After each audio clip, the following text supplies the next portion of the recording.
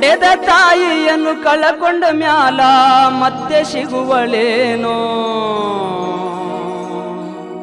ತಮ್ಮ ಮರಳಿ ಬರುವಳೇನೋ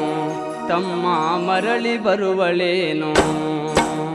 ದುಡ್ಡು ಕೊಟ್ಟರೆ ಬೇಕಾದ್ದು ಸಿಗುತ್ತೈತಿ ಈ ಜಗದಲ್ಲಿ ಕಾಣೋ ಹಡೆದ ತಾಯಿಯನ್ನು ಕಳಕೊಂಡ ಮ್ಯಾಲ ಮತ್ತೆ ಸಿಗುವಳೇನೋ ತಮ್ಮ ಮರಳಿ ಬರುವಳೇನೋ ತಮ್ಮ ಮರಳಿ ಬರುವಳೇನೋ